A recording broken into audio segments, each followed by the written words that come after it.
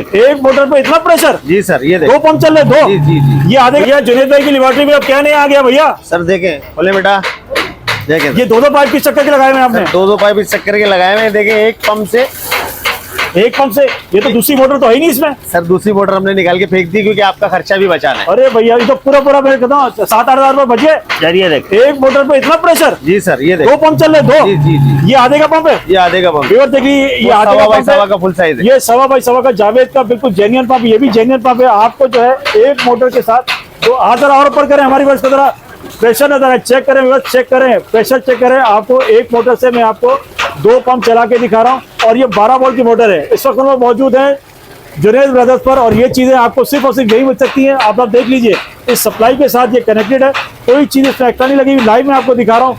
आप थोड़ा और ऊपर करें, हमारी व्यूअर्स को नजर है भैया हम कहाँ मौजूद है। सब ये प्रेशर चेक करो, एक मोटर से चल रहा है 2 पंप।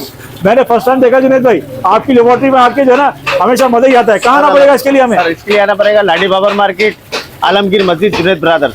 नंबर बता दीजिए। 0310027245। ऑनलाइन मिल जाएगा हमें? ऑनलाइन पूरे पाकिस्तान में। जबरदस्त हो गया।